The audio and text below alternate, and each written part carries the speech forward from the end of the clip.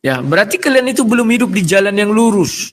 Masih jalan yang berliku-liku. Nah, kalian bagaimana mau sampai kepada Allah SWT? Kapan ada di Al-Quran dikatakan bahwa Isa nanti turun di hari akhir, membunuh babi, mematahkan salib? Enggak ada.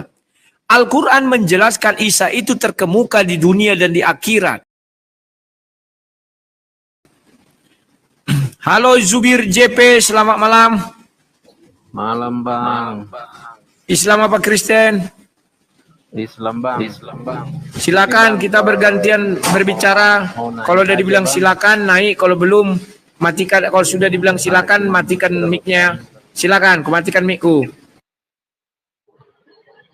Mau nanya Bang.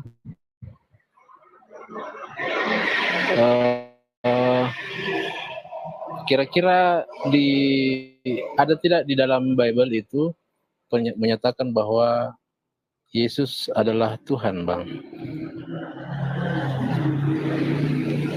Oke, aku jelaskan, matikan mic-mu. Kita bergantian, pencet ya. Di dalam Bible apakah ada perkataan Yesus aku adalah Tuhan? Ada. Katamu benar, aku adalah guru dan Tuhan. Itu terdapat di Yohanes 13 ayat 13. Tetapi kalau ada enggak perkataan Yesus mengatakan aku adalah Tuhan, sembahlah aku. Semenjak Yesus datang, dia bukanlah tipe manusia Tuhan yang ingin disembah-sembah. Karena sejak sebelumnya Tuhan sudah mengatakan bahwa dia adalah Tuhan dan harus disembah. Di dalam perjanjian baru hanya iblislah yang mengatakan sembahlah aku. Maka Yesus mengusir iblis itu dengan berkata, sebab ada tertulis hanya kepada Allah saja engkau sujud menyembah. Maka semenjak itu iblis pergi menunggu saat yang tepat. Kemudian ratusan tahun kemudian muncullah iblis ini ke permukaan dengan sebuah kitab yang selalu berkata, aku adalah Tuhan, sembahlah aku. Aku adalah Tuhan, sembahlah aku. Iblis ini hanya mengulang ucapan Yesus karena dia selalu minta disembah, aku adalah Tuhan, sembahlah aku. Silakan.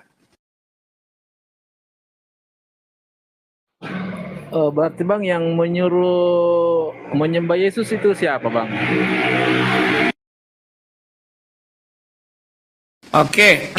Siapa yang menyuruh menyembah Yesus?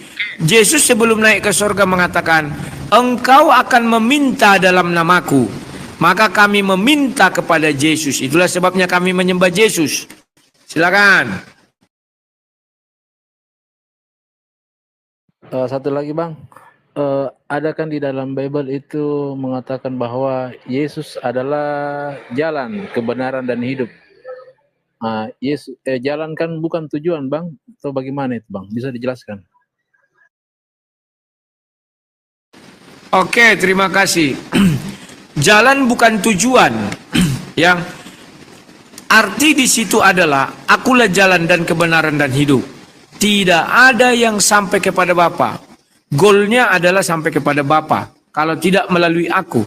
Aku di situ siapa? Yesus. Yesus itu apa? Yohanes 1 ayat 14, firman yang menjadi manusia. Berarti Yesus itu adalah firman.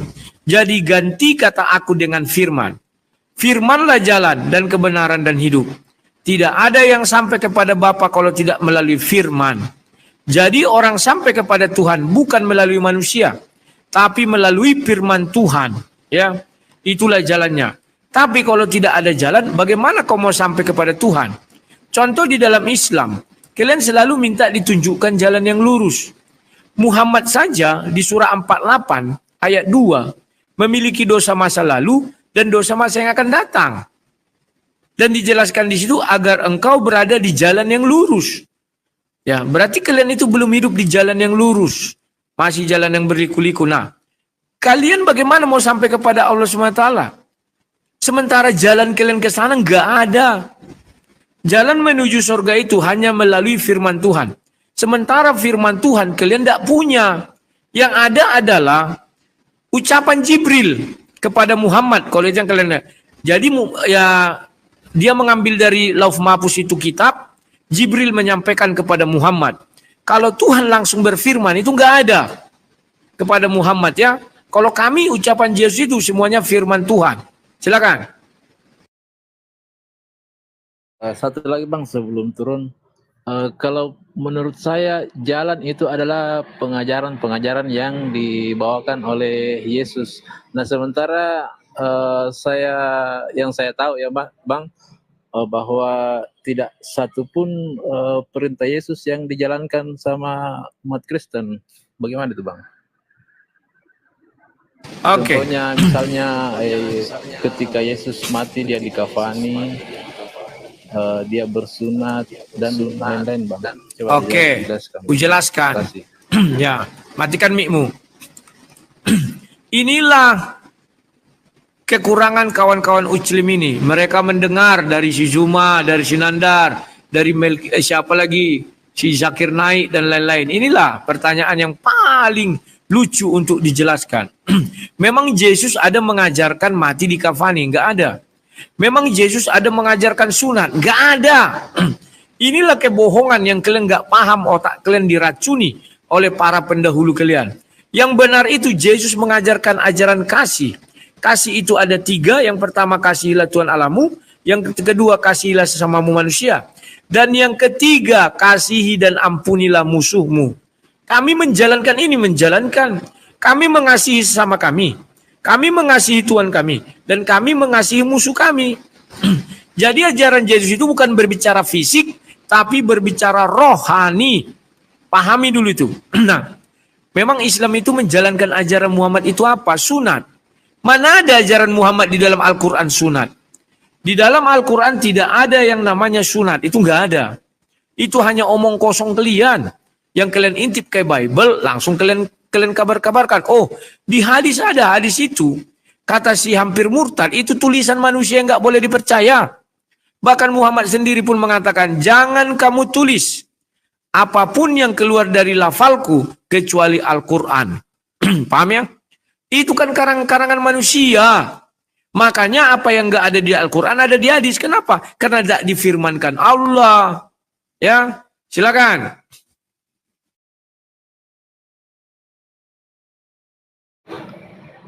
Satu lagi Bang, tapi kalau menurut pendapat awam saya Bang ya, pengajaran Yesus atau Nabi Isa dalam Islam itu yang kami ikuti Bang.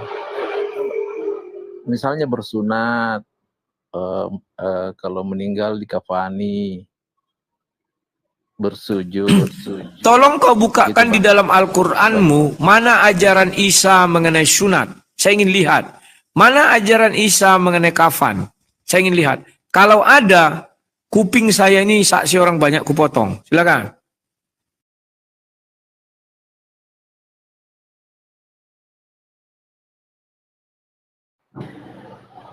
Maaf Bang yang saya kalau mengenai ayatnya saya kurang tahu, tapi ini kan informasi yang saya dapat, pengajaran Nabi Isa yang sempat terdengar dari hasil diskusi-diskusi dari lintas agama yang ada di medsos.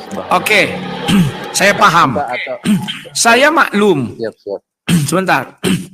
Saya maklum karena kau orang awam.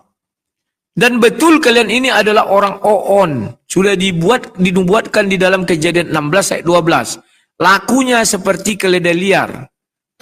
Kalian memang tidak tahu tapi liar, sok-sok berpikir. Al-Quran tidak pernah mengajarkan sunat. Jangankan Isa, Al-Quran pun tidak pernah mengajarkan sunat. Karena di dalam Al-Quran tidak terdapat yang namanya firman Allah mengenai sunat. Itu tidak ada. Mereka hanya bisa memakai patokan, ikutlah mila Ibrahim. Maka kita buka surah Ibrahim. Ajaran Ibrahim kan ada di surah Ibrahim. Maka dibuat namanya surah Ibrahim. Tidak ada di dalam surah Ibrahim mengenai sunat. Ya. Ajaran Isa tidak ada juga mati di kafani. Ajaran Isa yang bisa kalian ikuti adalah apa? Gak ada. Ya. Isa mengajarkan apa? Akan datang Nabi setelah aku yang bernama Ahmad. Ternyata kalian beriman kepada Muhammad, bukan Ahmad. Memang Isa nggak pandai membilang Muhammad. Pandai. Lah mana Muhammad Ahmad yang ditunggu itu? Kan ada. Ya. Kemudian Isa mengajarkan apa? Belum bisa kalian cari apa ajaran Isa. Oh, tauhid. Tauhid yang bagaimana? Itu harus bisa kalian jelaskan. Ya. Silakan kalau ada pertanyaan mulai. Kalau nggak ada, sudah ini udah banyak yang ngantri. Siap, terima kasih Bang informasinya. Selamat malam. Siap. Selamat malam. Salam Terima kasih. Selamat malam. semua, sejahtera semua. Siap. Besok-besok jangan kebanyakan mendengar pendebat Muslim berbicara tentang Kristen ya. Itu kebohongan semua. Isa tidak pernah mengajarkan sunat. Jangankan Isa, Allah SWT tidak pernah berfirman sunat. Kok bisa-bisanya Isa berbicara tentang sunat? Ya, silakan. Jajan Bahtiar, selamat malam. Kristen apa Islam? Selamat malam. Muslim. Saya Muslim, Bang. Silakan bertanya. Kalau sudah selesai bilang silakan, matikan mic-mu, gantian kita. Oka. Saya berasal dari Jawa Barat, Bang. Yang saya nggak bertanya, cuma sharing aja. Sering Abang berpendapat semua di Kristen itu bahwa Isa itu nabi atau Allah. Tapi yang saya yakini tetap nabi. Itu gimana, Bang? Oke, matikan mic-mu. Kamu mengimani Isa adalah nabi, ya silakan. Isa itu di kami nggak ada, di kami itu tokoh fiktif Isa, karena kami nggak punya Isa, yang kami punya itu Yesus. Jadi kalau dibilang Isa sama orang Kristen, itu tokoh fiktif yang nggak ada di kitab suci kami. Paham ya? Kalau di Quran silakan, kita berbicara Bible dengan Quran ya. Tapi kalau di Alkitab bahasa Arab, betul ada Isa Al-Masih. Ya. Yang lahir di kandang domba atau di palungan. Bukan lahir di bawah pohon kurma. Jadi kalau kalian mengimani Isa, itu hak kalian, tidak pernah kami larang. Bagi kau Isa itu mau apapun itu, bahkan jangan kau bilang Isa nabi. Pemburu babi nanti Isa di hari akhir zaman. Dia turun derajat dari nabi menjadi pemburu babi. Kurang kerjaan kan? Apa enggak ada kerjaan rohani yang bisa dilakukan Isa sehingga dia harus membunuh babi? Ya. Cobalah kalian agak waraslah sedikit berpikir. Itu sama dengan hadis itu mau menghina. Karena kalian menganggap Yesus itu adalah Isa, mau menghina Yesus. Tapi kami kan tidak ambil pusing.